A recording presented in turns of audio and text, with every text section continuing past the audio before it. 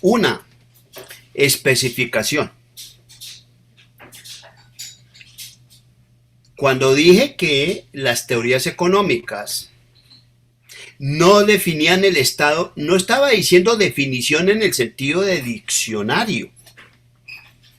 ¿Para qué sirve que una teoría económica diga el Estado es tal cosa?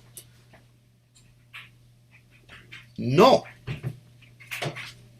Cuando decimos definición o determinación de un agente económico, estamos diciendo que debe la teoría económica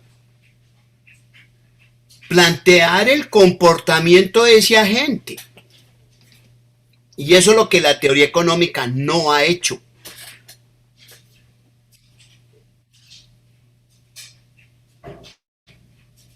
Es más, ni siquiera sabe qué es lo que se mete ahí. Por eso siempre lo deja con carácter exógeno. Ok. Dicho esto, entonces vamos a hablar del Estado y la economía. Desde el siglo XVIII los economistas se han transado en una discusión de si el Estado sí o el Estado no. Aquí hay que distinguir dos cosas. Una, el planteamiento normativo del planteamiento positivo. Claro, yo puedo decir, el Estado haga esto o haga aquello. Pero eso es normativo. ¿Y de dónde saco eso? El planteamiento positivo tendría que armarse una teoría económica del Estado. Porque estaría diciendo qué es el Estado en el sentido del ser, de la ontología. El otra cosa son muy buenas recomendaciones o pésimas recomendaciones. Pero usted saca esa variable de aquí debajo de la manga. Que el Estado debe ser grande o debe ser pequeño. ¿Y cómo mide esa vaina y por qué grande o pequeño? Tendría que haber una teoría detrás diciendo por qué. Y no una teoría ad hoc, sino algo deducido ya fuese de forma inductiva o deductiva, como quiera, pero hágalo.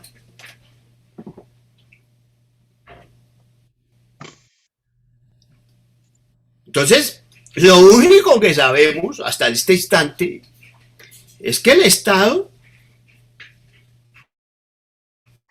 hace economía, igual que el consumidor, igual que el inversor, igual que la empresa. Hace economía. Es lo único que sabemos. Entonces, en el mundo contemporáneo, pues hay una forma de hacer esas cosas.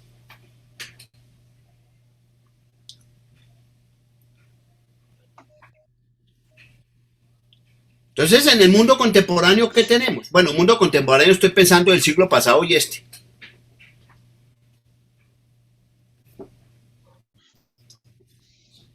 Que las sociedades entregan el poder soberano vía la votación. Ojo que este modelo no sirve para explicar de todo. Este modelo que voy a explicar aquí sirve para explicar, digamos, algunos países. Claro que si voy a explicar los estados del siglo XVIII y siglo XIX, pues esto no sirve para eso. Esto no sirve para eso.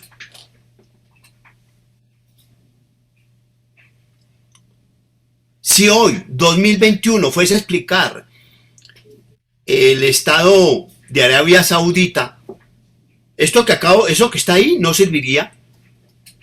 Allá no hay votantes. El rey decide, punto.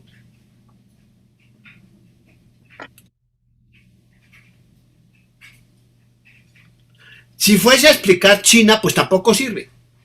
Porque fuera del Partido Comunista Chino, ¿qué otro partido hay? No hay más. Entonces, ¿usted qué elige? Para usted elegir, tiene que tener alternativas, o si no, no puede elegir. Aquí estoy hablando de países, sociedades, donde hay unos partidos en competencia y el ciudadano tiene derecho a votar. Es decir, tiene el derecho de entregarle su poder soberano a alguien.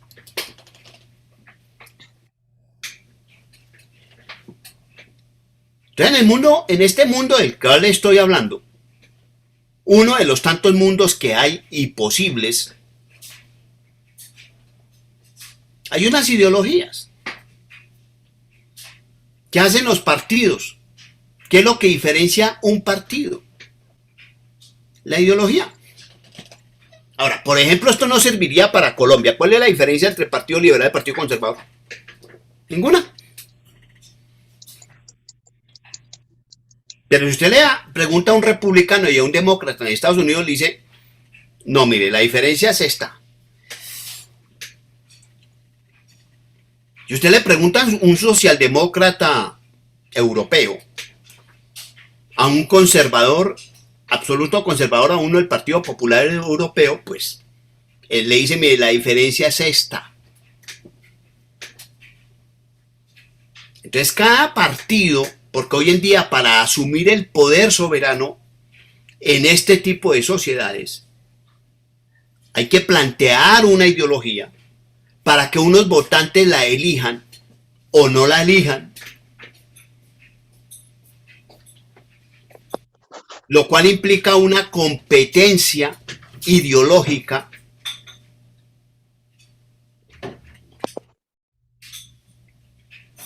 Eso nos lleva a lo siguiente, que los partidos y sus respectivas ideologías van a poner a consideración un programa político.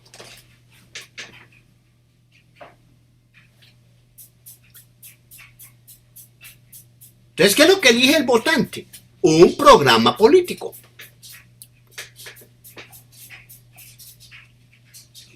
¿Cuál? El del gusto, el que él quiera. Natalie Castro. Natalie. Sí, señor. Buenas noches. Buenas noches. En economía, ¿quién estudia todo ese tema de la votación? En economía. ¿De la votación electoral y todo eso? Sí, todos. No, no sé. ¿De Martín. economía política? Tal vez sí. No, Martín. Eso no se estudia en la... una parte es como en la economía del bienestar, ¿no? Con Arrow y eso, creo. Sí, podría ser. Sí, podría ser. Diego. Diego Estrada. No sé, profe. Ok, esa es una posibilidad de respuesta. Stephanie. Profe, la verdad no recuerdo, no sé. Bueno, no recuerda o no sabe, porque una cosa es no saber y otra cosa es haber memorizado y haberse olvidado. No sé, profe. Ah, ok. Sue. Hola, profe, no sé. Harold.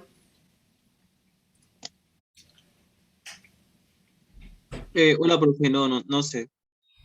Bueno, eso lo estudia las teorías que se llaman Public Choice y Social Choice. La elección pública y la elección social.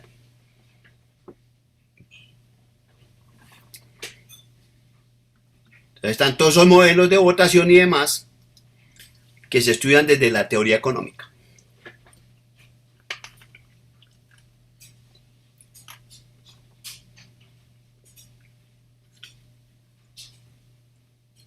Entonces hay varios programas en competencia y eligen alguno. Entonces un programa está compuesto de proyectos políticos. ¿Cuántos proyectos políticos? 4. El primero El proyecto propiamente político, ¿qué significa? Que ahí en el programa se define cómo se va a plantear la relación entre quien tiene la soberanía y la oposición.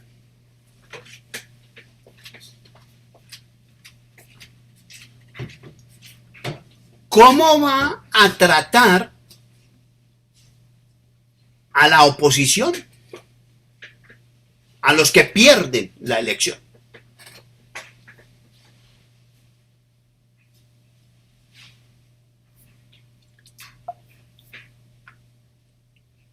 Está el proyecto social.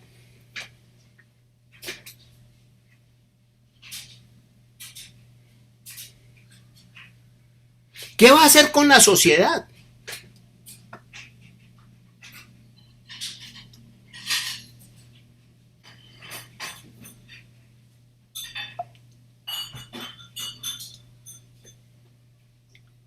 Está el proyecto de relaciones internacionales. ¿Cómo esa sociedad se va a relacionar con el resto del mundo? ¿Qué es lo que va a hacer? Y está el proyecto económico.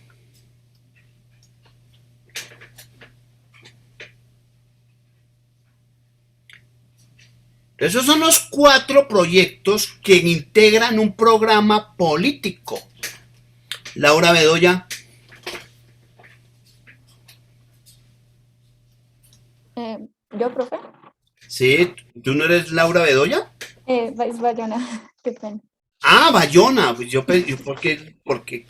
bueno, sí, Bayona, sí. Dime qué es lo que ofrecen a la sociedad los políticos y los partidos políticos cuando plantean un programa político. En general hablan como de toda la parte fiscal, la parte de Hacienda, el manejo de Hacienda.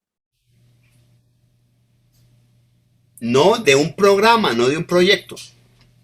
Ah, de un programa. ¿Sí?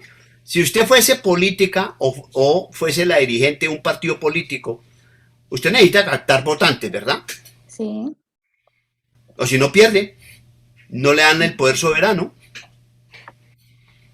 Entonces, ¿qué es lo que oferta realmente en el fondo? Pues no sé, como un mejor bienestar para todos. Un mejor bienestar para todos, bingo. Todos ofrecen el Edén. Todos. ¿Han visto que algún partido no ofrezca el Edén?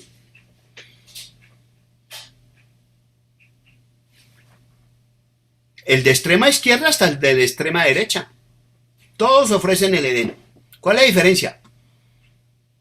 ¿Cómo llegamos al Edén? Víctor. Buenas noches, profe. Buenas noches. ¿Qué es el Edén? El EDN supondría yo que es como el paraíso. Bueno, pero ¿qué es el paraíso? Sí, me contestaste con un sinónimo. Como el ideal de la sociedad, pues en este contexto, lo que se quiere lograr. Pues es lo que ofrecen los políticos en todas sus campañas, haciendo creer que pues van a, no sé, a solventar todas las necesidades de la sociedad, pero pues realmente hay unos que no son muy aterrizados. No, pero es que todos ofrecen el Edén. Y yo no he visto el primer Edén aterrizado. Y tú mamá lo dices. Pues el Edén es una situación en la cual llueve maná y corren ríos de leche y miel. Es decir, no hay que hacer nada, uno vive feliz.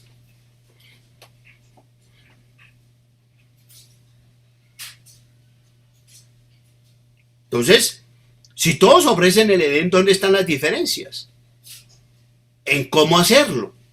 Pero si los proyectos son los mismos 4, el político, social, económico, relaciones internacionales, entonces ¿qué sucede? que la diferencia entre ellos está en cómo llegar al Edén, por tanto, cómo plantean esos proyectos políticos. Y el profesor Milton Friedman decía, por allá en el siglo pasado, por allá en los años 60, que un programa político debe ser consistente, o si no lleva a la sociedad al fracaso. Dicho en otras palabras, que esos 4 proyectos políticos deben ser consistentes al interior del programa y entre los proyectos políticos en el programa. ¿Qué quiso decir? Que usted no puede plantear, por ejemplo, que en lo político va a tratar de mala manera al oponente. Y luego en lo social dice, no, es que vamos a vivir en una sociedad de maravilla, en paz. ¿Cómo va a vivir en una sociedad en paz si trata al oponente de mala manera?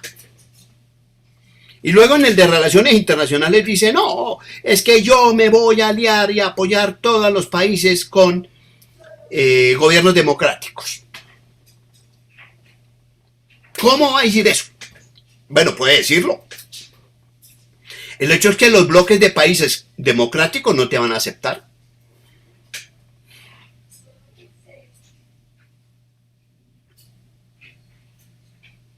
Entonces mira que se requiere que, como bien lo decía el profesor Milton Friedman, que esos proyectos sean consistentes entre ellos. No puede haber contradicciones porque si no, usted va a formar un tierrero social ahí. Ok, tengo un gusto de decirles una cosa. Y es que hasta aquí hablo de política. Porque a partir de este momento, hasta el mes de febrero, voy a hablar de política económica.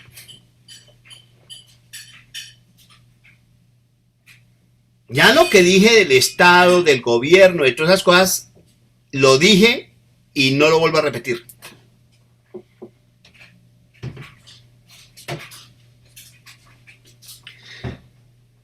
Tal vez la última cosa que voy a decir es la siguiente. Que en la elección por parte del votante puede haber velo de ignorancia. ¿Qué significa eso? Que posiblemente un votante se fije en un proyecto, qué sé yo, la parte de relaciones internacionales. Otros se fijarán únicamente en la parte política, pero no en la económica ni en la social. Entonces, cuando eligen, eligieron un proyecto, pero no un programa. Y resulta que al darle el poder soberano a un grupo de individuos, le dio fue la potestad fue sobre el programa, no únicamente sobre el proyecto. Ejemplo práctico. Y voy a hablar de la casa, pues uno no puede ser indecente y hablar más del vecino. No, hablemos de la casa. En 1990 había un candidato que era el más opcionado para ganar unas elecciones. Desafortunadamente lo mataron. Desafortunado digo no por el tema político, sino como persona. Era una persona que, como todas las demás personas, no debería morir de manera violenta. Entonces, ¿qué hizo el partido? Al director de campaña lo puso de candidato. Cuando uno escucha o lee lo que decía el candidato que desafortunadamente murió y lo que luego el nuevo candidato del mismo partido propuso, pues eran cosas diferentes. Pero ¿qué hizo el votante? El votante, indignado por la muerte del candidato original, pues votó por ese partido. 1990. asumió el poder y por allá en el 91, 92 ya todo el mundo estaba que, mejor dicho, sacaba a ese señor de la presidencia.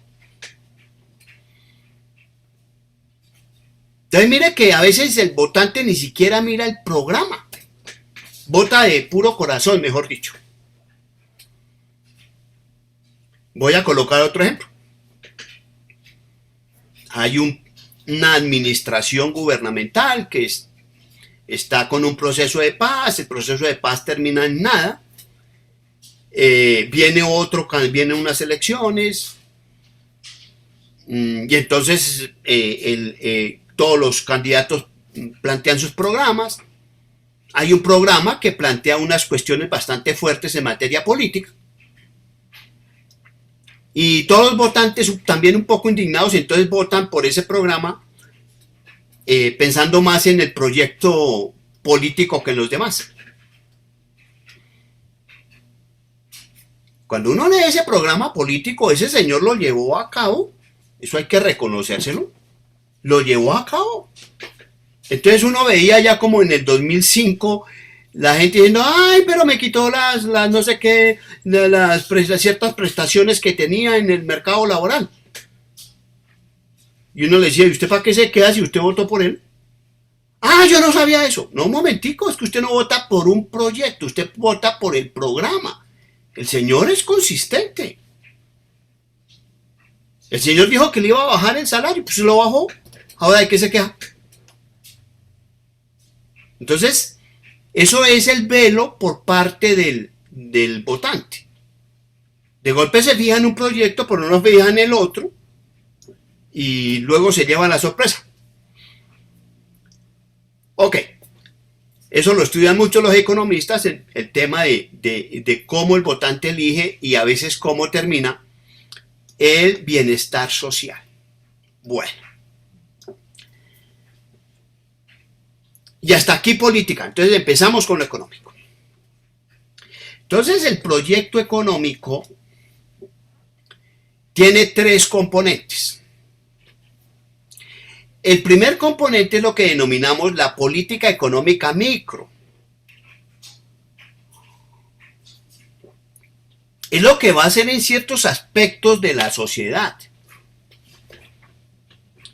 Por ejemplo, ¿qué va a hacer con las tarifas de peajes, por decir algo?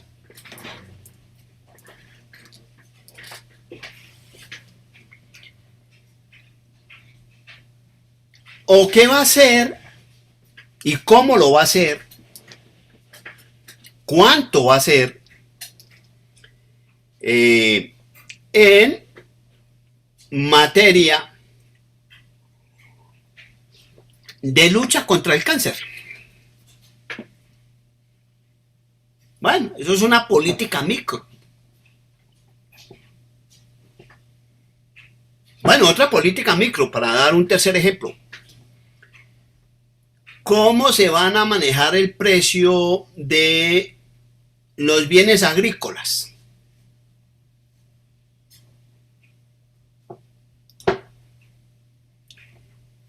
Pero también hay políticas sectoriales. ¿Cuál va a ser la política de industrialización o de industria? Porque si ya estamos industrializados, pues ¿para qué vamos de política de industrialización? Hablemos de industria. De política agropecuaria.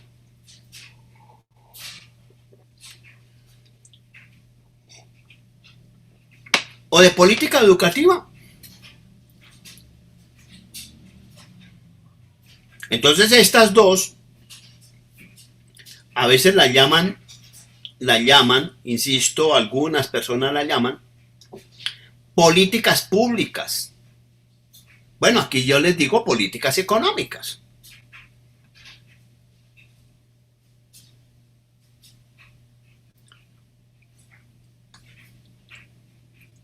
Yo no voy a hablar de esas políticas ni sectoriales ni microeconómicas. William Francisco. William. Sí, profe, ¿cómo está? Bien, gracias. Por favor, me dice cómo se llama esta clase. política macroeconómica. De eso es que voy a hablar, de política macroeconómica.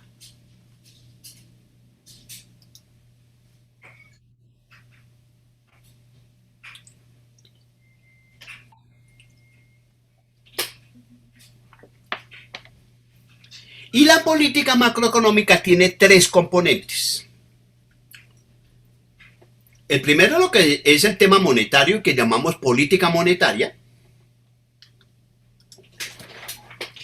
El segundo es lo que corresponde al componente cambiario o política cambiaria.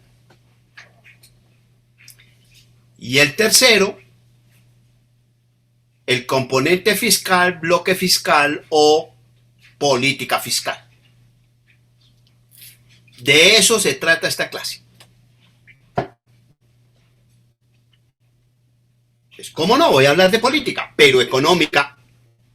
Voy a hablar de política económica, ¿cómo no? Pero macroeconómica. Por tanto, a partir de este momento y hasta febrero, hablaremos de política monetaria, cambiaria y fiscal. Sara Torres. ¿Está Sara Torres? ¿Alguien me puede informar si está Sara Torres? Sí, profe, está hablando. Uy, pero no la escucho.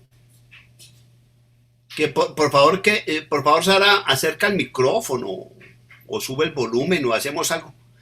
No sé si ahí me escuchas mejor. ¿Cómo? Por ahí medio la canción la de escuchar. ¿Ya me escuchas? No. Es que ni la escucho ni la veo. ¿Ella está o no está?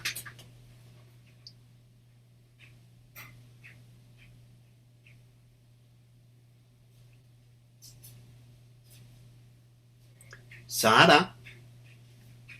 Sí, profe, no sé por qué no me escuchas. Es que... Ahora sí la escucho mejor. Tenga por ahí a esa distancia el micrófono que ahora sí te escucho. Sara, una pregunta. Usted ya vio las macros, ¿cierto? Sí, porque yo sé que tú eres de contaduría, ¿cierto? de administración. No te escucho, por allá te escucho lejísimos. ¿Qué contestó? ¿Alguien escuchó? Sí, que es de administración. Allá es de administración, yo pensé que era contaduría. ¿Pero vio las macros? ¿Cuántas macros vio? Las 3, profe. ¿Alguien la escuchó, por favor? Digo que las 3, profe. Ah, bueno. Creo. Bueno, ok. Sé que hay otras dos personas que son de contaduría. ¿Quiénes son? Por favor, levantan la mano.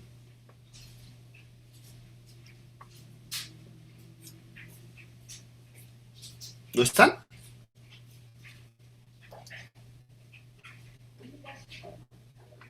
Bueno, parece que se retiraron del curso. Bueno, ok.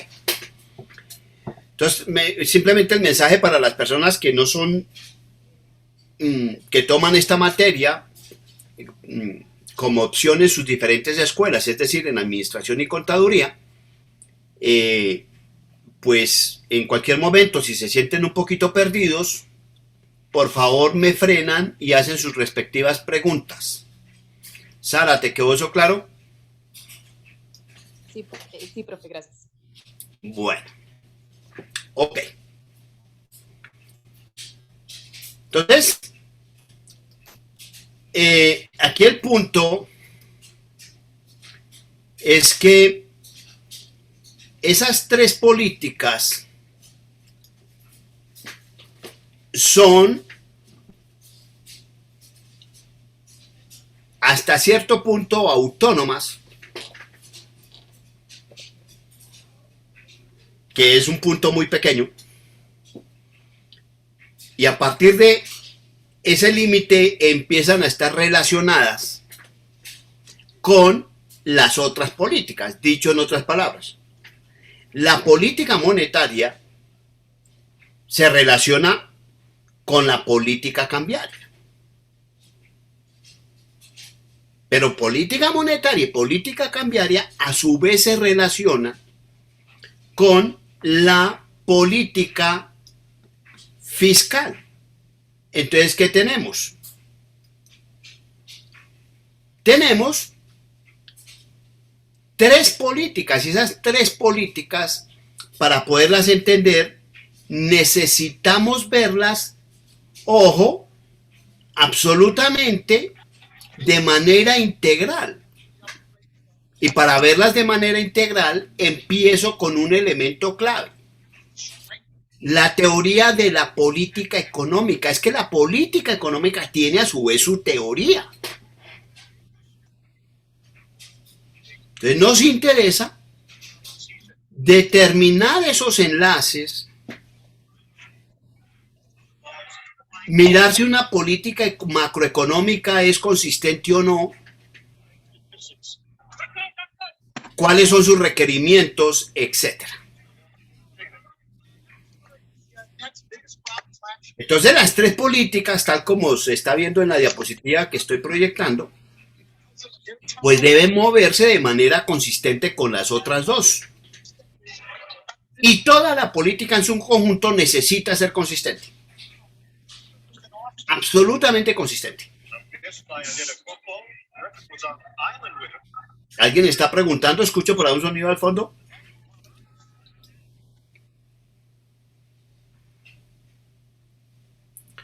Ok.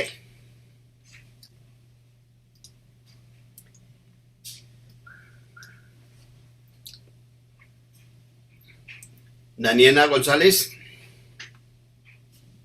Buenas noches, profe. Buenas noches. ¿Estás viendo lo que estoy proyectando? Veo una W. Ok. Para los economistas, ¿qué es W? Salario. Bueno, en este caso sería salario nominal. Porque es una W mayúscula.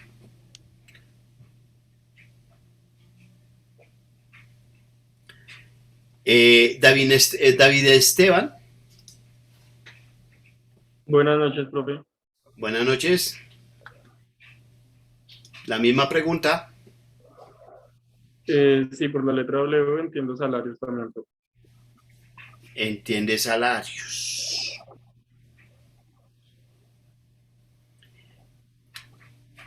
Adrián Barrera. No te veo a propósito, ¿dónde está? Sí, señor. ¿Te tiene la cámara prendida? Sí, señor. Pues no lo veo. Déjale un segundo. Ok. Bueno, para ti el tema del W. Sí, salario, sí, señor. Yo entendería también salario por eso. Por la W. Salario. Salario. Andrés Fabián. Sí, señor. No te veo. Ya lo pondré acá, que no se ve tan claro. Ya. Ok. Respuesta. Sí, también salario. Wage. Salario. Pero en inglés, wage. Edward. No te veo, Edward. Hola, profe. También entendería eso por salario. Bueno. Ok. Aquí no es salario. Aquí se llama la función de bienestar social. Levante la mano los que no han escuchado jamás en su vida la función de bienestar social.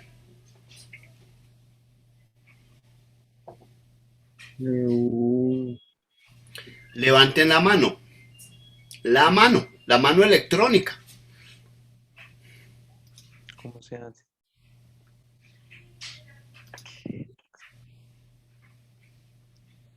El micro. Únicamente Adrián Barrera.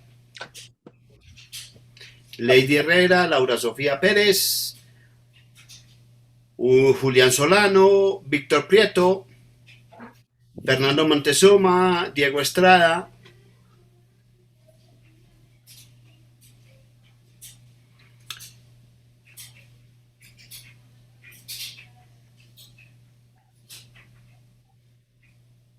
Ok, hasta Laura Marín. El resto sí la han visto. Déjenla, por favor, ahí quietica los que la subieron. Lady Herrera, por ejemplo. Buenas noches, profesor. Buenas noches, dime, ¿tuviste micro Mm, 3 Claro. Sí, sí, señor. y no hablaron de teoría del bienestar? Sí, grados de bienestar, satisfacción de bienestar en algún momento. ¿Y no le mostraron la función de bienestar? La verdad no recuerdo, profesor. Así como que hayan dicho esto es la función de bienestar, no recuerdo. ¿Y el macro? No, señor. Fernando, Hola, profe. dime. ¿Me escucha? Sí, te escucho.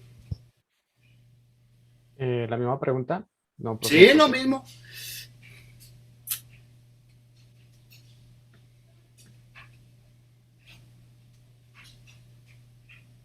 No, profe, no la recuerdo. La Ok. función de bienestar. Entonces, José Gamarra, ¿tú dónde viste esa función? En micro 3, profe. ¿Y qué te dijeron de esa función? Pues yo recuerdo que es como una agregación de las funciones individuales y como que también incluye un bienestar ¿Funciones individuales de qué, perdón? de utilidad. Pero Ah, que entonces resulta que esto es igual a la sumatoria de las funciones de utilidad individual.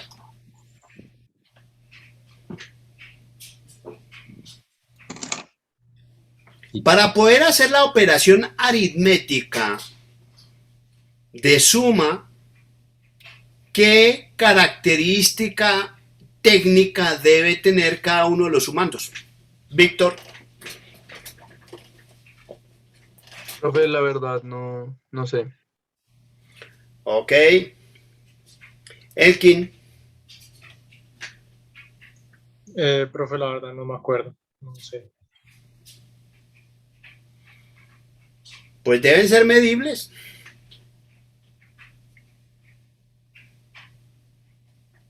Y deben ser homogéneos. Y eso no es de la universidad, eso es de la matemática de primaria. En primaria la profesora o el profesor de matemática le dijo que podía sumar peras con manzanas. Daniela. No. No. Debe ser homogéneo. Yo puedo sumar manzanas con manzanas. Ah, bueno, pero no puedo sumar manzanas rojas con manzanas verdes. Yo tengo que hablar o sumar manzanas en el concepto general o hablar de manzanas verdes y manzanas rojas.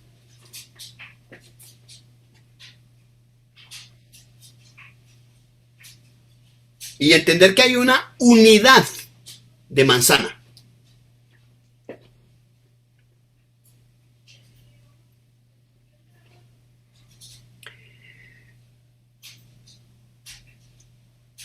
Ok. Entonces, si decimos que la función de bienestar social es una suma de bienestares individuales de funciones de utilidad, entonces empecemos con Elkin. Elkin, ¿qué es la utilidad? La utilidad es un valor que se da para medir el beneficio que da. O sea, ¿Es un valor? Entonces, si es un valor, ¿cómo se saca ese valor? No sé, normalmente sencillamente se asume. Se asume. ¿En micro cómo lo asumían?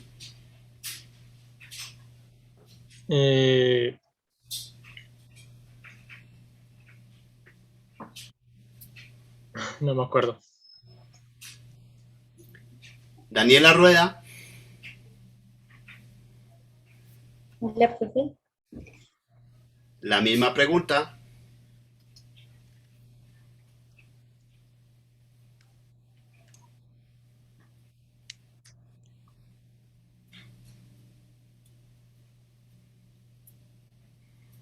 ¿No?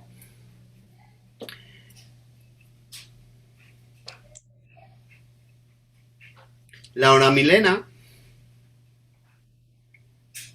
Sí, tengo entendido que la utilidad es una forma como de medir la felicidad de los individuos. No, la utilidad es felicidad, no la forma de medirla. La felicidad. Utilidad es felicidad.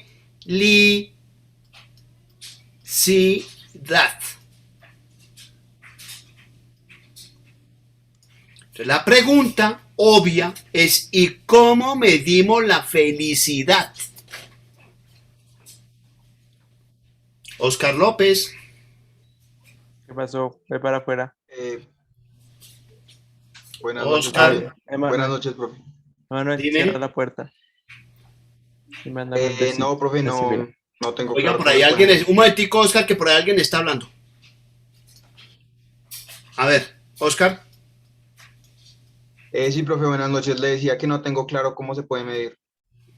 No tiene claro cómo se puede medir. Natalie, ¿qué te enseñaron a ti en micro? Natalie Castro. Recuerdo que es por grados de satisfacción. ¿Cómo? Grados de satisfacción. ¿Y cómo se mide el grado de satisfacción? No sé, tengo entendido por mí, creo que no era como una medida cuantitativa, sino por grados. No sé cómo se mide en la vida real. Bueno, recordemos que existen dos planteamientos teóricos. Uno es que esa felicidad se puede argumentar con la teoría de la utilidad cardinal.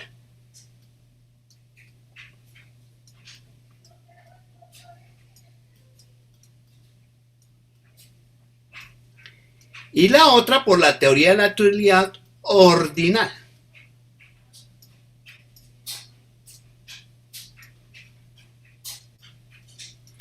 El planteamiento cardinal fue el que predominó hasta 1930.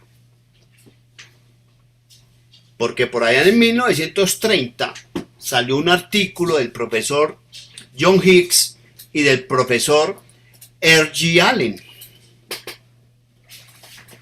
donde demostraban que pues esa unidad de cardinal no tenía sentido. Porque ¿cuál era la unidad cardinal? El útil. Y resulta que uno no puede tener una unidad de medida porque se le ocurre llamarlo de cualquier manera. Debe cumplir unos requisitos técnicos. Entonces ese útil pues era una ficción. Entonces propusieron la teoría de la utilidad ordinal. Por tanto, es una teoría axiomática.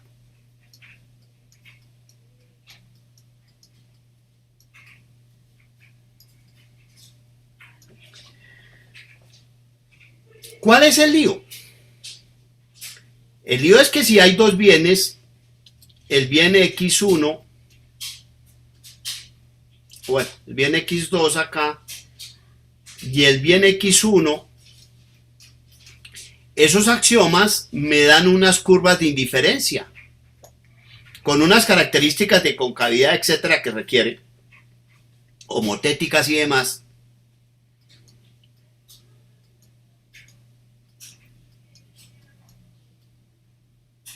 Pero como usted está ordenando, es ordinal, usted lo único que puedes decir es que la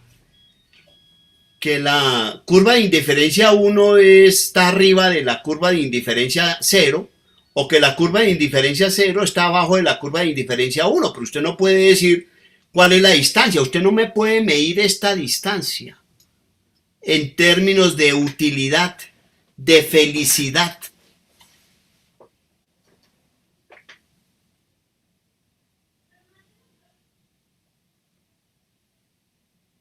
Lo único que puede decir es que el uno está arriba y el otro está abajo, no más. ¿Cuánto? No se sabe. Punto 1. Punto 2. La misma teoría ordinal con sus axiomas muestra que la utilidad o felicidad de Leidy no se puede comparar con la de Christian. Y que la de Lady y la de Christian no se puede comparar con la de Martín. Y así sucesivamente. Es decir, que no son comparables las utilidades. Entonces viene la pregunta, si como no son medibles y no son comparables, entonces ¿cómo sumamos?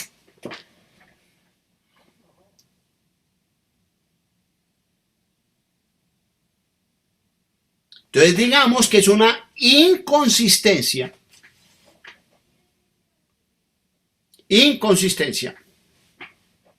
teórica. Para sumar necesitamos unidad. ¿Qué significan 5 utilidades? Sumo 1, sumo 2, sumo 3, sumo 4, ¿y cuánto me da eso?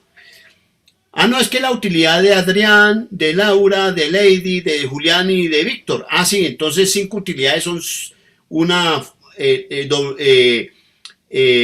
W sería igual a 5. ¿A 5 qué?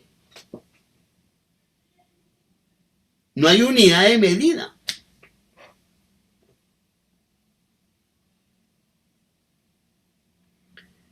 Punto 1. Punto 2. En sí mismo, W, supongamos que se pueda medir, bajo el supuesto que se pudiese medir. Entonces, W debería tener las mismas características axiomáticas del U. Y precisamente la teoría del bienestar clásica, empezando con el teorema de Arrow, muestra, Bergson y demás muestran que pues no tienen las mismas características de U. Entonces, ¿qué es lo que estamos diciendo? Que es una ficción. Ahora, lo que me extraña de ustedes, mis estimados, es que supongo que en algún momento de su carrera hicieron esto, la derivada parcial de U ante variaciones parciales de X1. Y no tenían ni la más remota idea de qué era U.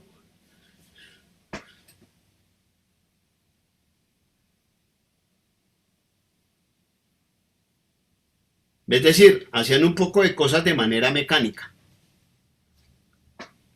En política económica eso es imperdonable.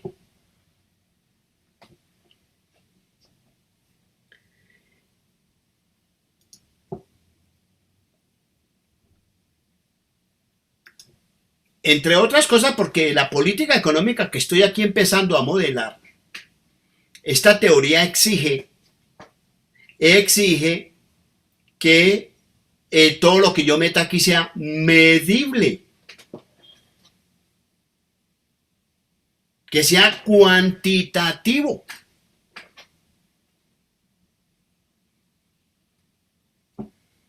Entonces, los políticos y los economistas se parecen en esto.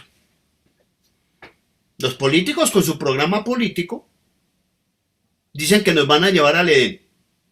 El problema es que llevamos 40 años perdidos en el desierto y nada que llegamos al Edén.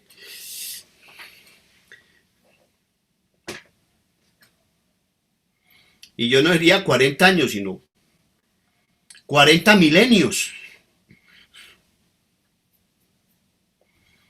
Y los economistas nos dicen que vamos a llegar al Edén.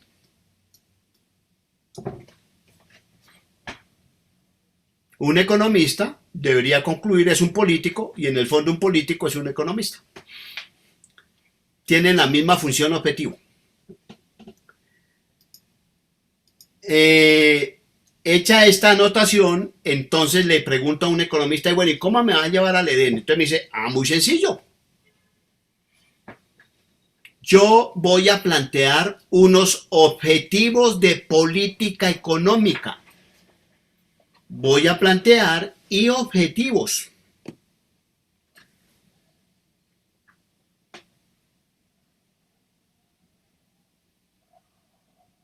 Un objetivo. Voy a darle educación a 1 millón de niños. Objetivo, Educación de 1 millón de niños. 1 millón, un numerito. ¿De qué? De niños.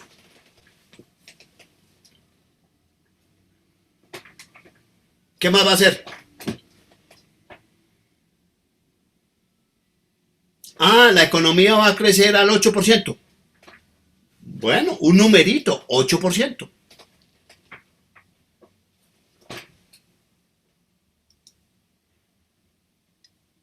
Entonces, por aquí está el objetivo de 1 millón de niños.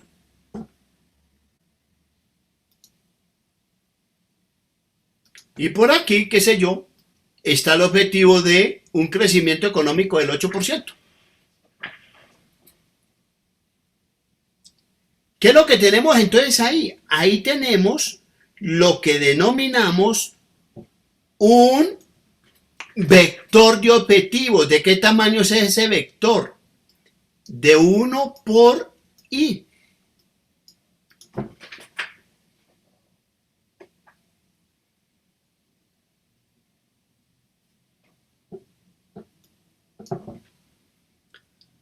Entonces, muy bien, señor, usted va a alcanzar todo eso, 1 millón de niños, crecimiento del 8%, muy bien, felicitaciones. Dígame cómo. Entonces, ¿qué me va a responder el economista? El economista dice, no, pues mire, señor, yo tengo unos instrumentos de política económica.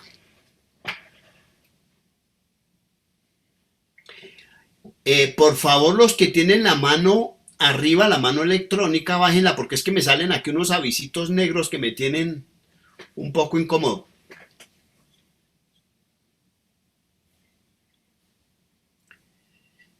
Ok, muchas gracias.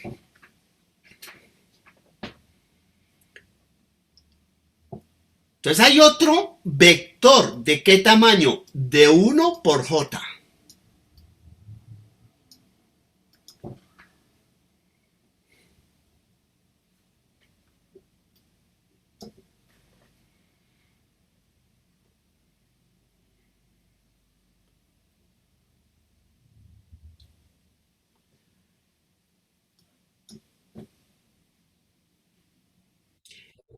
Sí. No, señor. Usted primero coloca el vector columna y luego coloca el vector fila. Ah, perdón, sí, tiene toda la razón. Yo que estoy haciendo ahí, esto es un vector columna, momentico, sí, tiene, muchas gracias. Me hizo caer en cuenta un horror que acabo de cometer.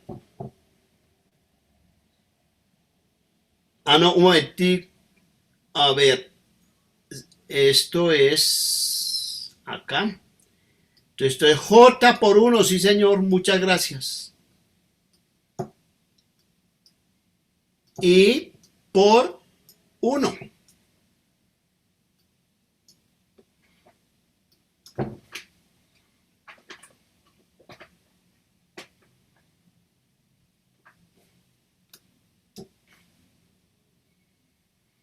Ok, entonces, ¿qué estamos armando? Una matriz. Pero esa matriz requiere otro elemento clave. Es que dentro de un modelo de política económica hay unos datos. Un dato es algo diferente a una variable. Aquí yo tengo variables económicas.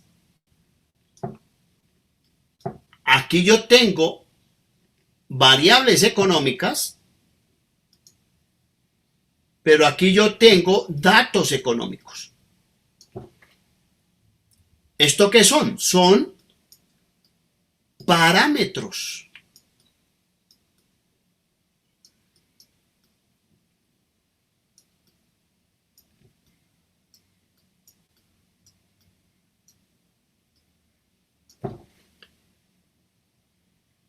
¿Qué más tengo? Que cuando estructuramos un modelo, hay un conjunto de variables que se llaman variables irrelevantes. Entonces, para alcanzar los objetivos, ¿dónde está la clave? La clave está acá. En los instrumentos y los datos. Entonces, ¿por qué los datos van a determinar los objetivos? Para poder entender eso, entonces hago una pregunta.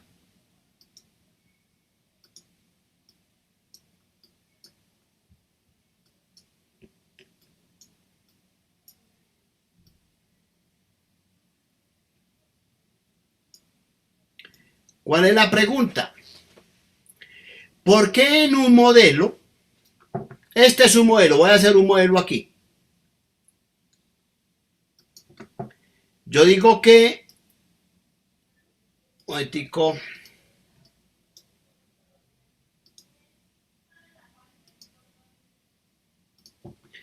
yo digo que Y es igual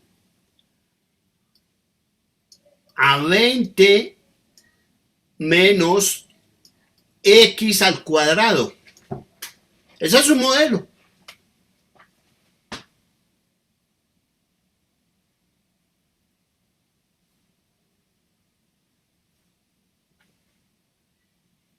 ¿Cuántas variables tiene ese modelo?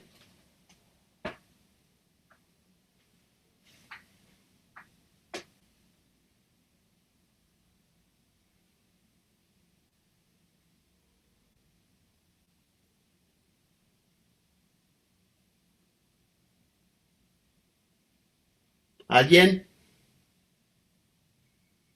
Tiene ¿Una? ¿Quién dijo una? Porque no es que uno vi quién. Yo, profe. Bueno, sí. ¿Natalie? ¿Natalie y Martín? Ok, Natalie, ¿cuál variable hay ahí? Dime cuál. X. Entonces me dice, X es una variable. ¿Y tú, Martín, qué dijiste? Sí, señor, yo también dije una y me refería a X. ¿Y también X? Sí, señor. Ok. ¿Alguna otra posibilidad de respuesta? 2. ¿Quién habló? Es que no veo quién habla. Ramsés. Ah, Ramsés, dime cuántas variables. 2, Y y X. 2, Y y X. Ok. Entonces ahora, por favor, alguien que me diga ¿cuántos parámetros hay?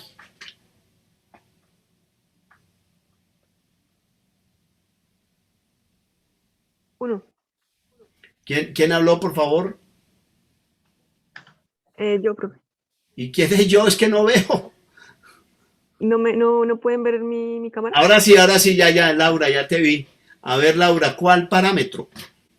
20. 20. Entonces Laura dice, mire, no hay sino un parámetro, 20.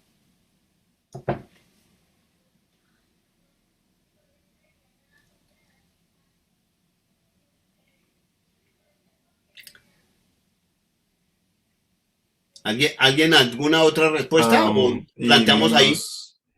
Perdón, menos uno también sirve un parámetro. Menos 1. Bueno, sí, aquí adelante hay un 1. Bueno. ¿Paramos ahí?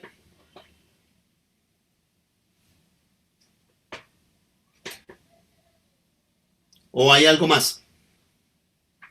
Bueno, este modelo tiene dos parámetros, el 20 y el 2. Recuerden lo que su profesor de bachillerato les enseñó. Porque su profesor de bachillerato les dijo que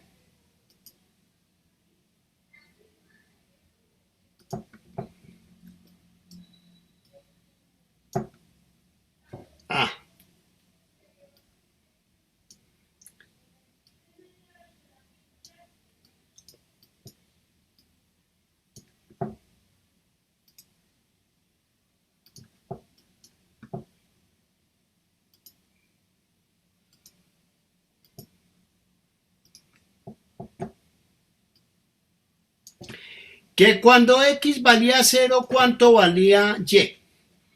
0 al cuadrado 0. Y valía 20. Pero si X valía 1,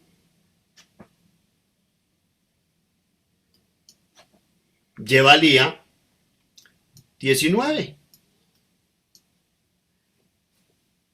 Pero si X vale menos 1, curiosamente, Y vale 19.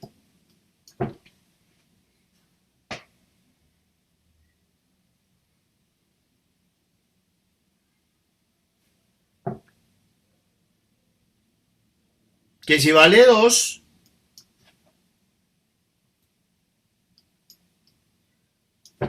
vale 16. Entonces, ¿cuál es la importancia de esos parámetros? ¿Alguien me quiere decir por qué? ¿Cuál es? ¿Cuál es? ¿Por qué es importante los parámetros en un modelo?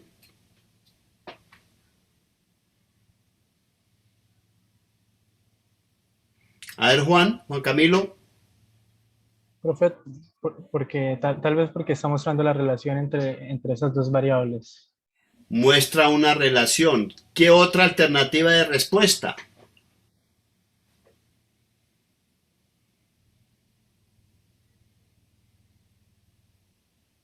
¿Nadie? A ver, Sofía. Porque los parámetros condicionan cómo va a estar estructurado el modelo. Yo diría que no es cómo condicionan cómo va a estar estructurado el modelo, es que hace parte de la estructura del modelo, mire, hace parte de la estructura, cómo estructuramos el modelo de esta manera. ¿Ok? Entonces al estructurarlo de esta manera, pues ya está ahí estructurado así. Entonces, digamos, Sofía, no es el tema de la estructuración. El tema es que al estructurar el modelo y parametrizar, los parámetros son importantes porque determinan la solución del modelo.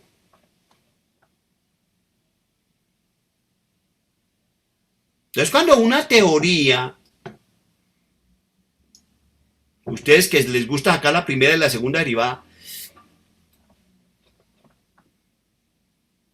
pues esa primera y segunda derivada va a depender de cuáles son los parámetros, cuál es la solución. Pues depende de los parámetros. Ahora les hago una pregunta. Cuando ustedes dicen los precios están dados por el mercado, ¿parametrizaron o no parametrizaron?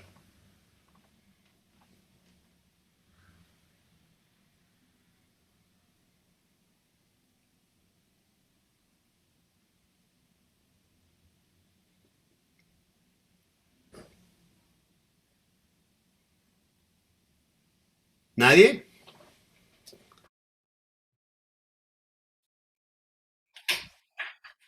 Claro, es un parámetro, un supuesto en un modelo económico termina parametrizando el modelo, por tanto, determinando la solución. Entonces, hacer una política económica o un modelo de política económica donde usted dice los precios están dados por el mercado, usted me parametrizó todo. Usted ya me determinó la solución del modelo. Ahí no hay nada que hacer. Claro, lo que usted tiene que demostrar es que en esa economía que está diseñando, realmente los parámetros implican que se tenga que decir los precios están dados por el mercado. Porque no, su modelo no sirve.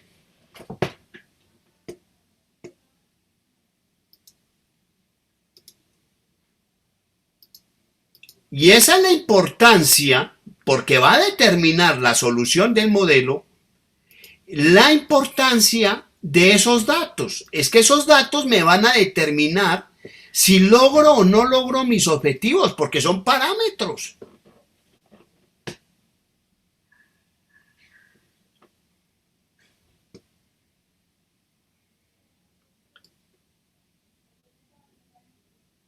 Obviamente todas las teorías económicas están hechas como si todos viviéramos en Estados Unidos.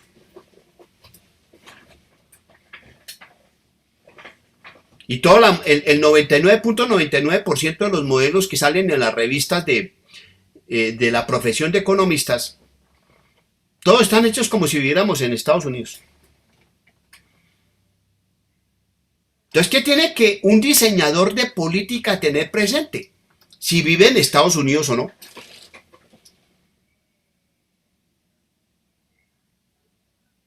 Porque tiene que estructurar el modelo. Y miren el caso. Yo vivo en Colombia.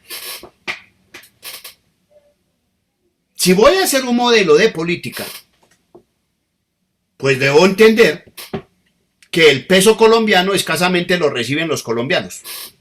Vaya a Ecuador a ver si le reciben un peso, o vaya a Venezuela a ver si le reciben un peso. Allá le reciben dólares. ¿Eso qué significa? Significa que para el diseñador de política, un parámetro, qué sé yo, este de acá, ese parámetro va a ser lo que determine la Reserva Federal de los Estados Unidos o el Banco Central Europeo o el Banco Central del Japón.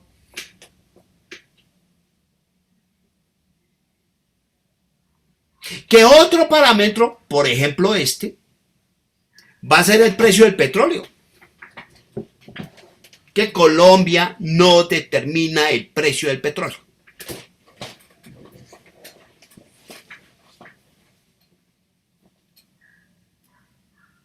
Entonces son datos importantes porque dependiendo cuáles sean los datos que yo meta ahí, voy o no voy a alcanzar mis objetivos.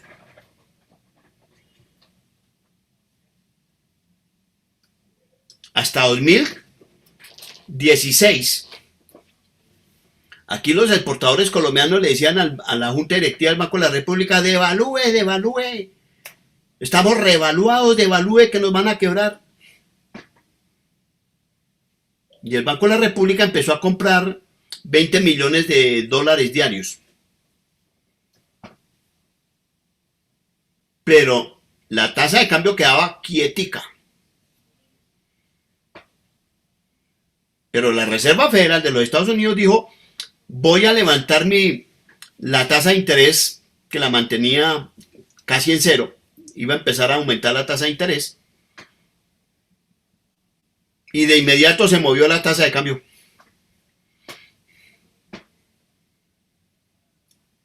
Luego se modificó el mercado petrolero y de inmediato se modificó la tasa de cambio.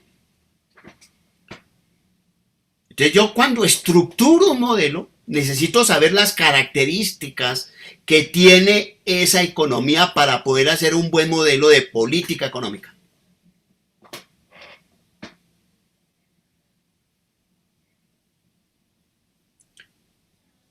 Ahora, observe que aquí hay un sistema de ecuaciones. Un sistema de ecuaciones. Entonces, ¿qué es lo que tenemos aquí?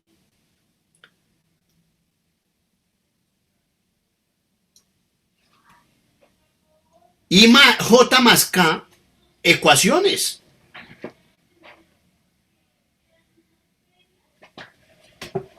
Que deben ser iguales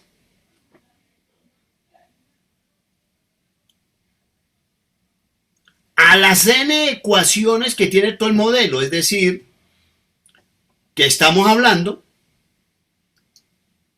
que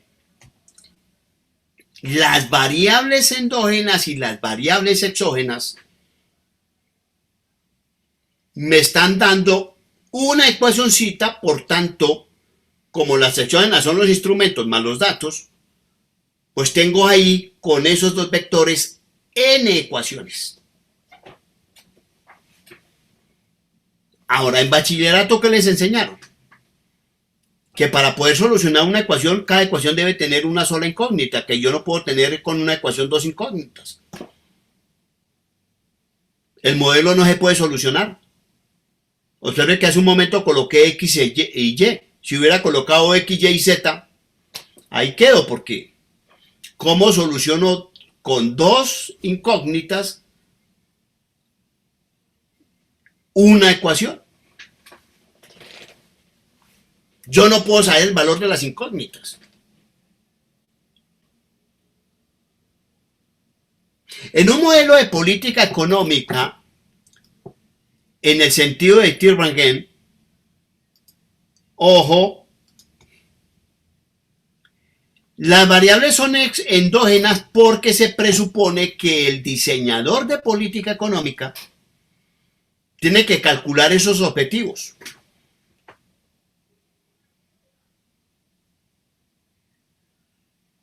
Ahora, esos objetivos perfectamente podrían ser determinados por la autoridad de manera arbitraria, es decir, podría decir la oferta el objetivo, el crecimiento económico es de tanto,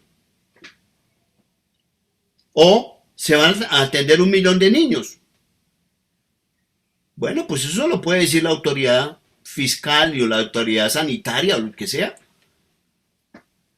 Entonces observe que estos se van convirtiendo en numeritos.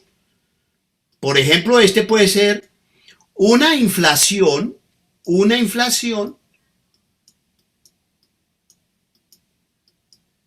que se mueve entre 2 y 4%, meta media 3%. Entonces está diciendo que ese valor es 0,03. ¿Cuál es el problema? Que entonces tengo que elegir venir para acá y elegir un instrumento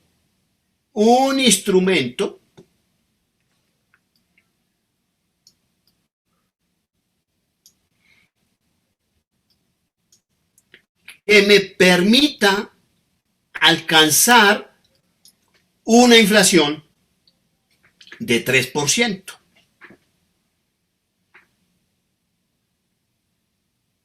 ¿Y por qué un instrumento? Porque una ecuación admite solo una incógnita.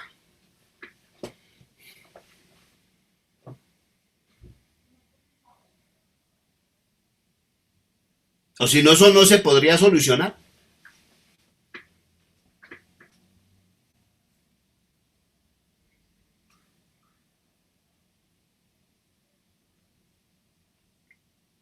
¿Eso qué significa? Que ahí se está dando cumplimiento a lo que se denomina el principio de consistencia. Entonces un modelo debe tener entre instrumentos y variables endógenas una igualdad, es decir, debo tener tantos instrumentos como objetivos de política económica.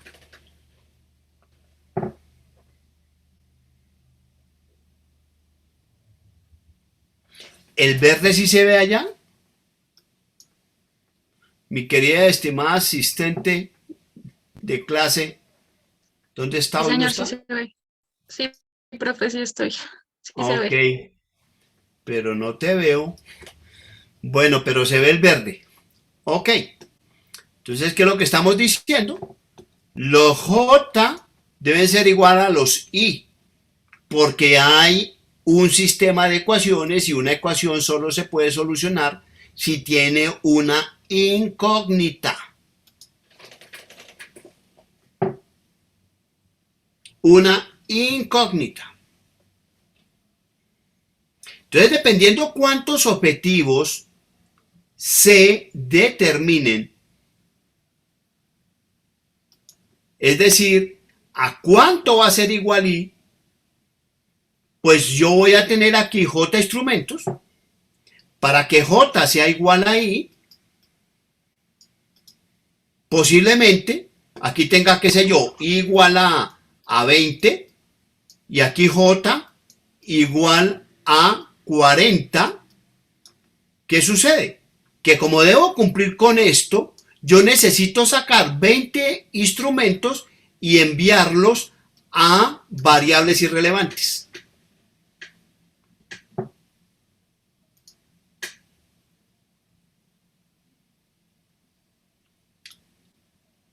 Bueno, pero si yo necesito 20 instrumentos y tengo 40, la gran pregunta es, ¿y cómo elijo? Por ejemplo, para el objetivo de Y igual a 0,03, aquí puedo tener estos tres instrumentos, ¿cuál elijo de los tres? Entonces viene el segundo criterio, que se llama el criterio de eficacia. Elija el instrumento que es más eficaz para alcanzar este objetivo.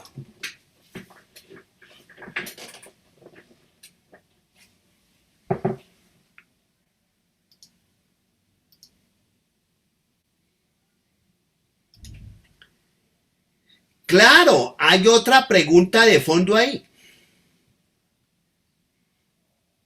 Y es, bueno, ok, yo tengo que elegir unos instrumentos, yo tengo que elegir unos objetivos. Entonces, ¿y yo cómo sé eso? ¿Quién me lo dice o quién no me lo dice?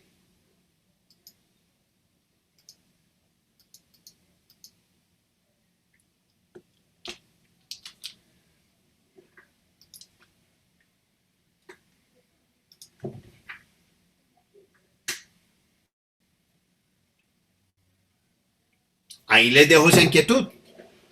¿A usted quién le dice que eso es así y no es de otra manera? Entonces, cuando hablamos que hay unos objetivos, hay unos instrumentos, hay unas variables irrelevantes, hay unos datos, ¿qué fue lo que armamos en un sistema matricial? Un modelo de política económica. Todo eso constituye un modelo.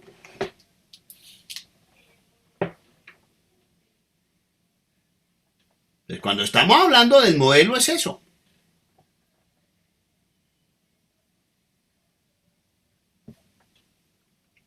Un sistema de ecuaciones. Y ese sistema de ecuaciones es importante tener presente 4 elementos claves. Primero, que usted tiene que plantear n relaciones estructurales. Es decir, n ecuaciones. Pero esas ecuaciones tienen que tener correspondencia con la triste realidad. Por ejemplo, si va a ser una ecuación de precios, usted tiene que preguntarse si en esa economía predomina o no predomina la competencia perfecta, porque si no predomina la competencia perfecta, usted no me puede decir los precios son dados, porque eso ya es un error.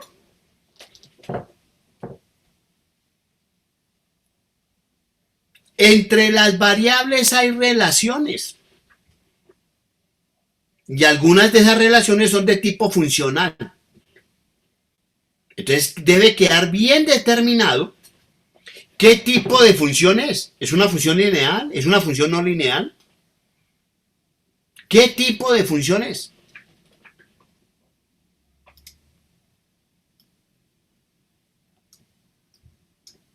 Se deben determinar los parámetros. ¿Qué es lo que vamos a dejar como parámetros? Porque resulta que los parámetros pues determinan la solución del modelo. Entonces, cuando estamos planteando las relaciones, ¿se ve el amarillo, Lady? Más o menos, profesor. No, entonces borremos eso. Un segundito.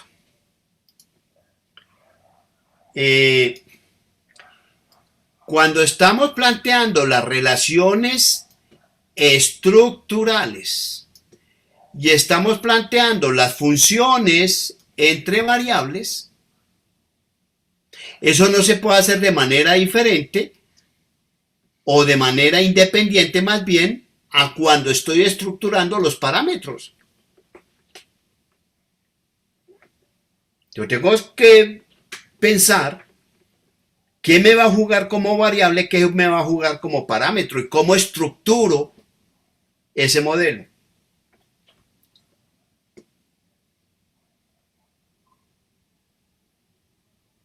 Pero también hay que determinar si en ese sistema de ecuaciones vamos a colocar o no vamos a colocar condiciones límites, es decir, que algo se mueva hasta tal punto. Entonces, que un valorcito debe ser menor o igual a, o mayor o igual a.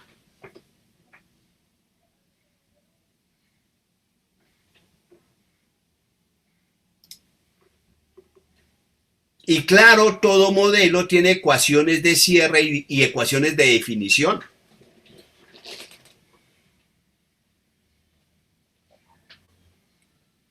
Entonces viene la gran pregunta. ¿Quién le dice al diseñador de política económica todos estos elementos? ¿Quién le dice eso? Frank.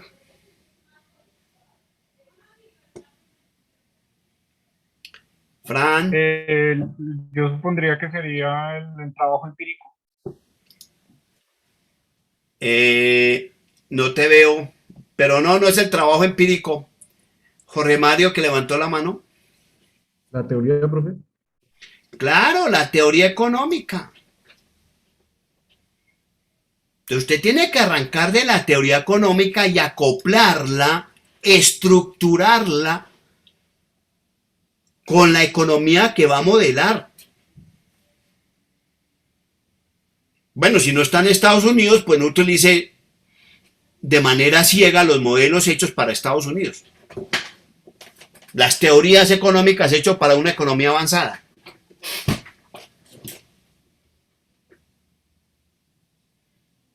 Si su economía es avanzada y, por ejemplo, el mercado laboral no es de competencia perfecta, pues no utilice un modelo de competencia perfecta para modelar el mercado laboral. No tiene sentido.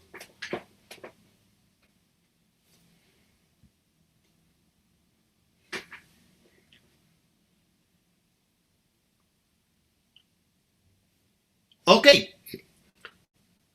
Entonces, digamos que allí tenía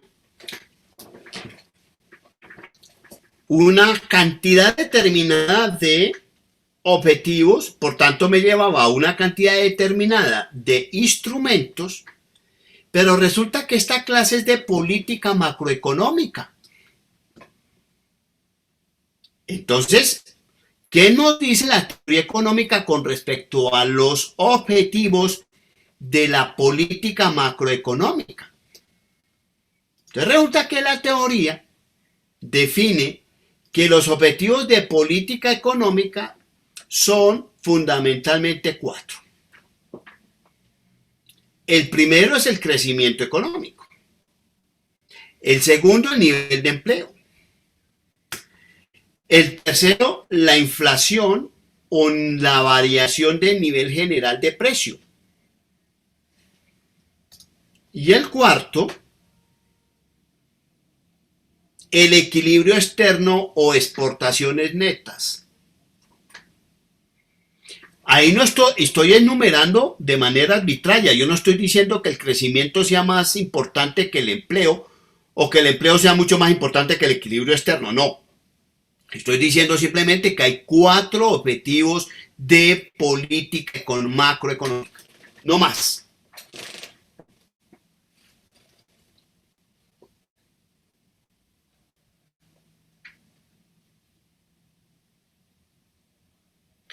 En esta clase vamos a entender el equilibrio externo como el equilibrio en cuenta corriente.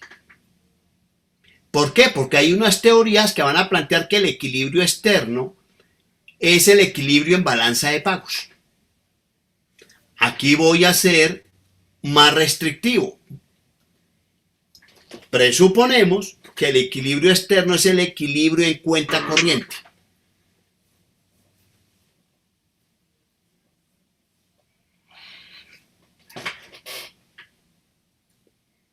Ahora sí voy a hablar de la importancia que cada teoría le da a estos 4 objetivos. Ahí donde vienen las diferencias teóricas para el diseño de política económica. ¿Por qué? Porque cada teoría ordena los objetivos por orden de importancia de manera diferente. Por ejemplo, voy a comparar una cosa grandota que se llaman keynesianos con monetaristas. Bueno, ya dije en sesiones anteriores que keynesianos hay de todos los sabores, todos los colores. Entonces, ahí voy a meter una cosa llamada keynesiana.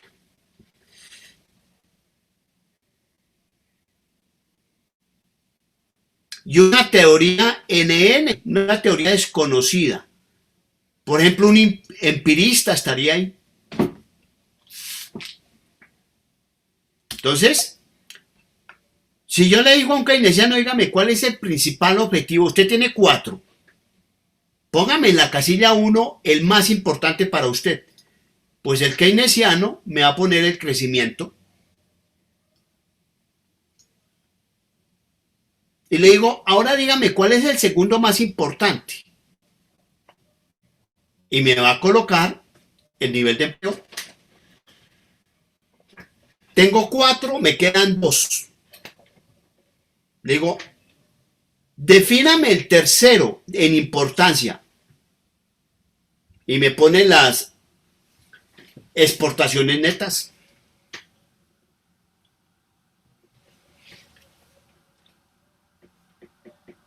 Observe que una vez defino cuál va a ser el primer objetivo, ya perdí un grado de libertad y eso se ve al final. ¿Por qué? Porque una vez coloco el tercero, ya de manera residual me queda el cuarto.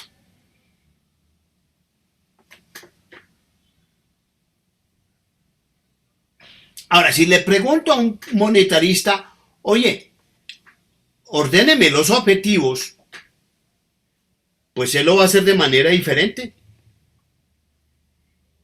Él me va a colocar la inflación de primero, me va a colocar el equilibrio externo de segundo, el crecimiento de tercero y residualmente queda el empleo.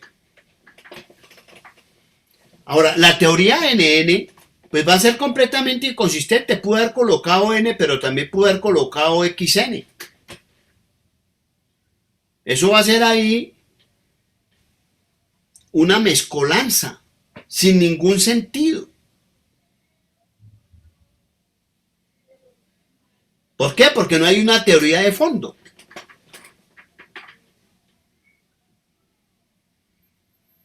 El empirista normalmente va a terminar ahí, en unas inconsistencias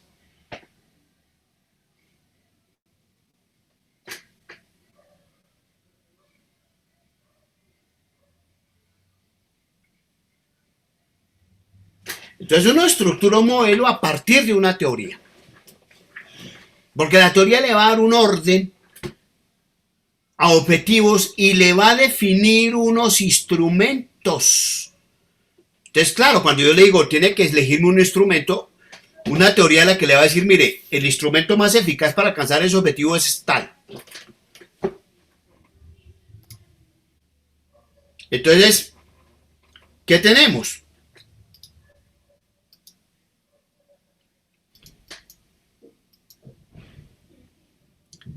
Que a partir de la teoría económica, vamos a tener que armar el modelo y vertirlo, llevarlo a un modelo de política macroeconómica.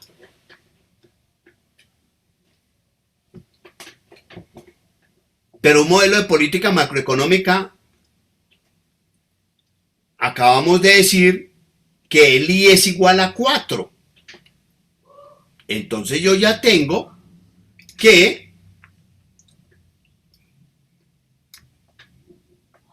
mi modelo tiene 4 objetivos. Luego yo debo utilizar 4 instrumentos.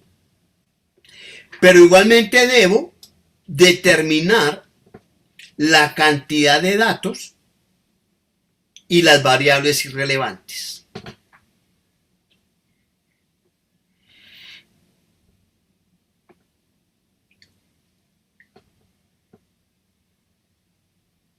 ¿Qué es lo importante aquí?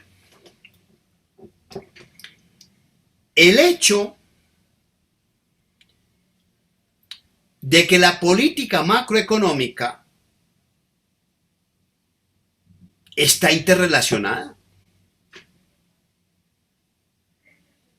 Entonces hay un bloque de ecuaciones de política monetaria, hay un bloque de ecuaciones de política cambiaria y hay un bloque de ecuaciones de política fiscal.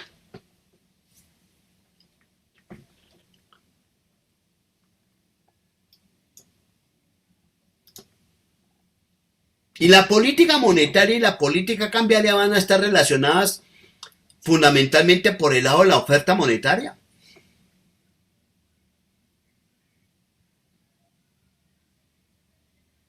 La monetaria y la fiscal pues van a estar relacionadas vía el crédito neto al gobierno.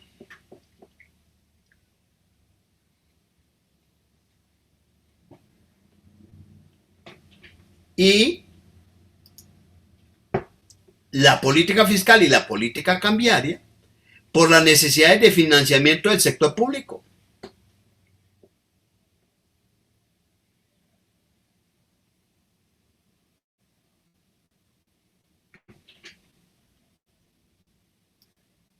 Entonces ahí uno ve perfectamente lo que les decía hace un rato.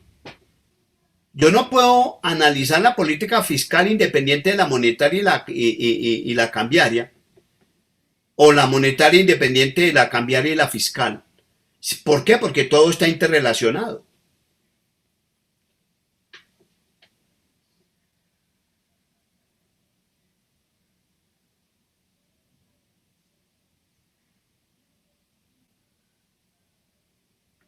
Ahora tenemos unos objetivos.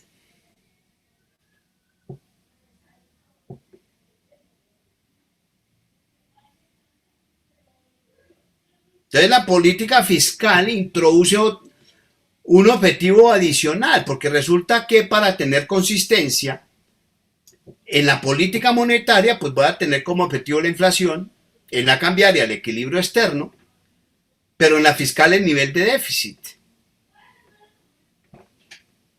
Y yo tengo varias zetas, tengo varios instrumentos. En el caso de la monetaria con el objetivo de inflación, pues tengo como instrumento la tasa de interés real, las operaciones de mercado abierto, los encajes, los descuentos, los redescuentos, etc.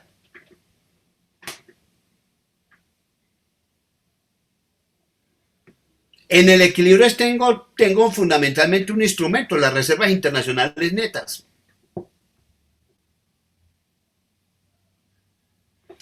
En el nivel del déficit fiscal tengo instrumentos de gasto y tengo instrumentos de impuestos.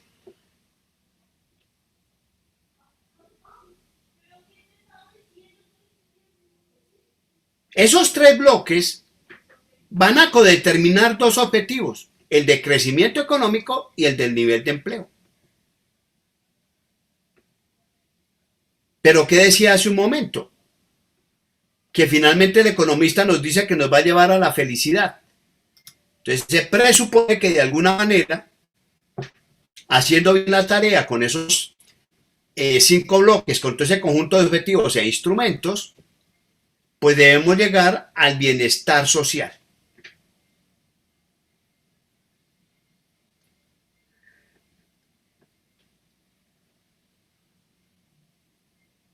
Ahora, los bloques de la diapositiva anterior y los bloques de esta diapositiva nos da lo que llamamos los componentes estructurales de un modelo de política económica.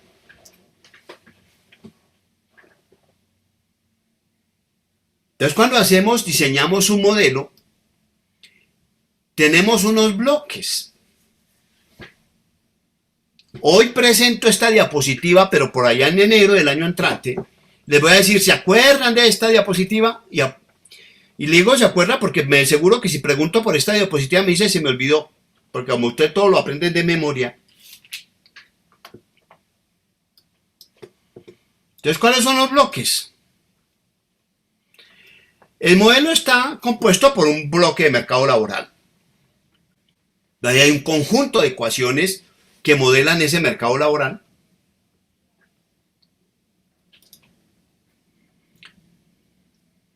Un bloque que me permite modelar la inversión.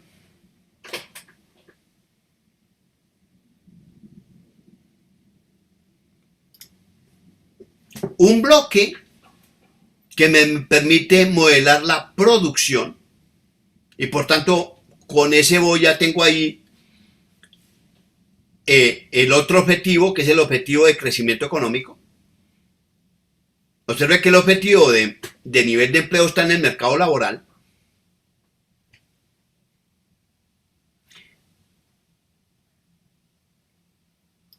Y claro, este de aquí me va a determinar todo el tema de la ecuación de movimiento, es decir, el capital. Entonces, estos dos a su vez están conectados con este.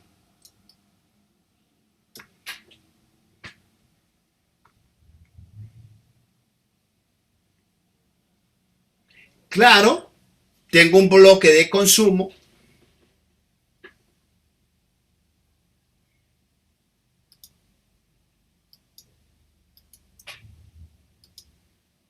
Igualmente tenemos un bloque de ecuaciones de política fiscal.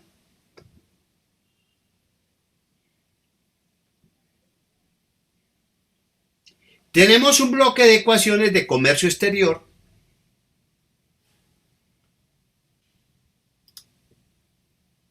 Un bloque monetario.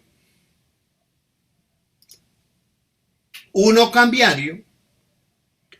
Y hay ecuaciones de cierre del modelo y ecuaciones de cierre de cada bloque de ecuaciones.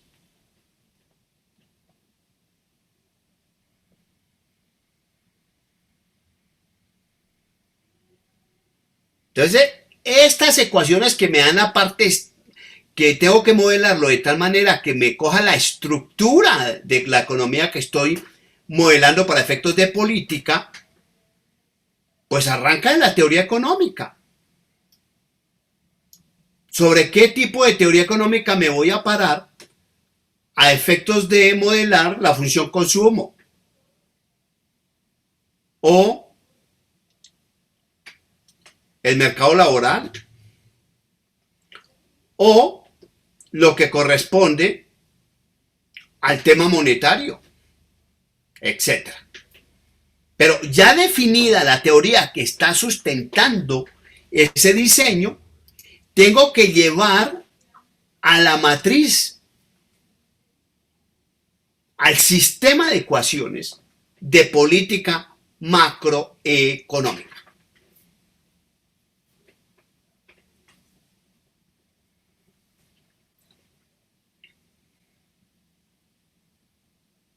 Y eso hasta ahí ha sido, digamos, un trabajo de papel y lápiz. Entonces yo ya tengo mi modelo, tengo el diseño del modelo. Ahora necesito medirlo. Entonces requiero de metría.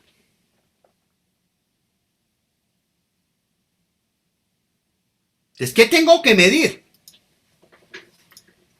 Yo tengo que medir, por un lado, variables. Por ejemplo,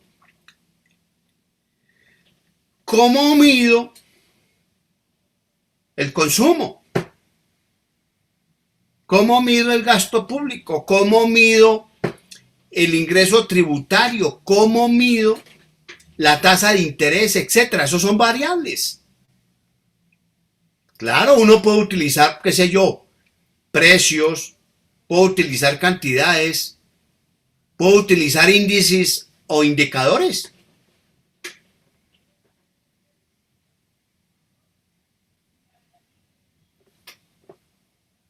Pero también tengo que medir parámetros estadísticos.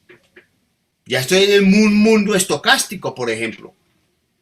O parámetros, digamos, deterministas. Por ejemplo, puedo medir un parámetro determinista. ¿Cuál es? Los coeficientes técnicos de la matriz insumo-producto. O puedo hacerlo a través de matrices de contabilidad social.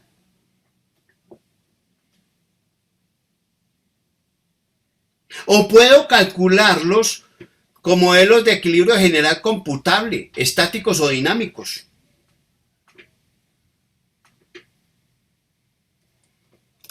O puedo tener modelos macrofinancieros. O puedo tener modelos de consistencia macroeconómica. O puedo tener modelos econométricos.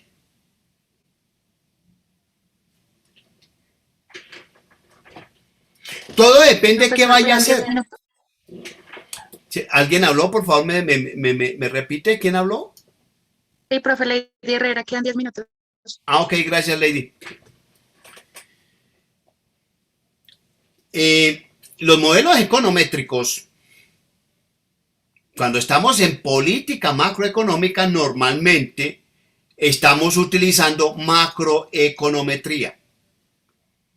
Y depende de lo que esté modelando, podemos utilizar modelos uniecuacionales o modelos multiecuacionales. Normalmente son modelos multiecuacionales. ¿Por qué? Porque un modelo de política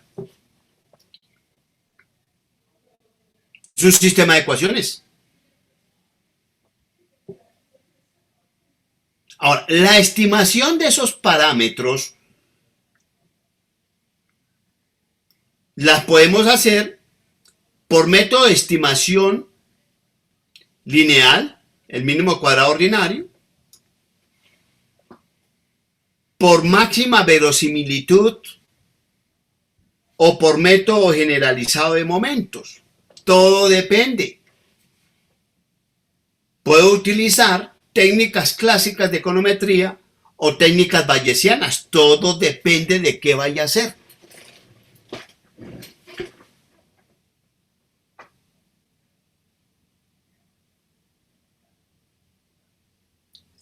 Ok. ¿Alguna pregunta?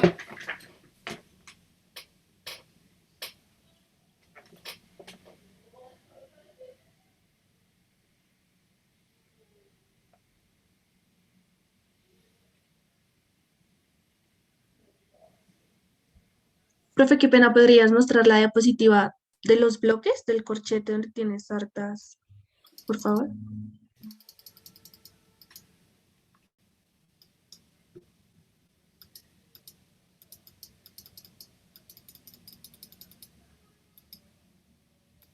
¿Esta? La que acabas, no, la que acabas de pasar. La del corchete, la que acabas de pasar. ¿A esta? Esa, gracias. Ah, se fue. Un segundito.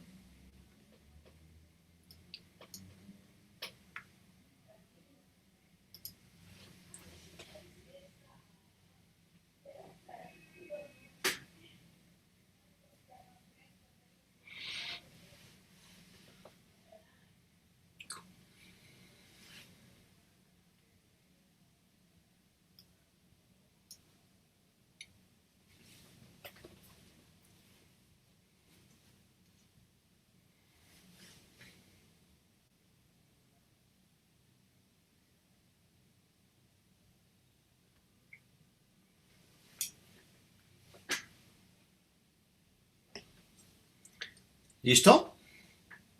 Profesora, que usted me Profesor. podría mostrar la penúltima diapositiva, la de los dos modelos de macroeconometría. Ya un momentico, Víctor, no, la persona que estaba ahora copiando esto me puede informar si ya o... Sí, ya, profe. Sí, señor, gracias. Ok.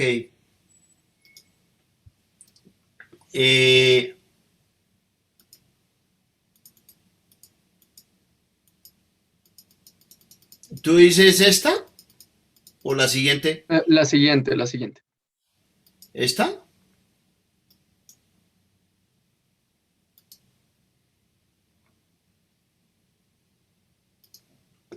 Listo, esa era. Gracias, profe.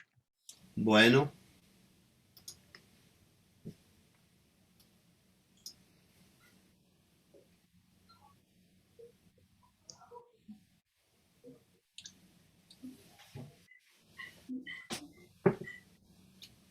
Ok, bueno.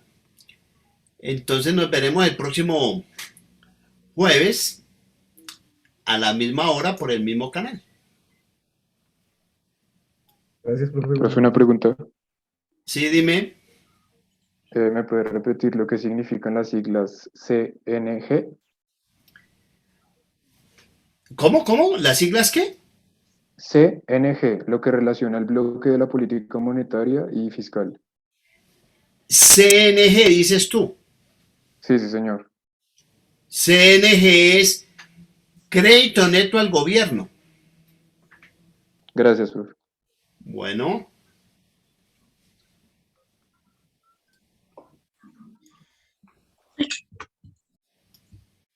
Gracias, profe. Buenas noches.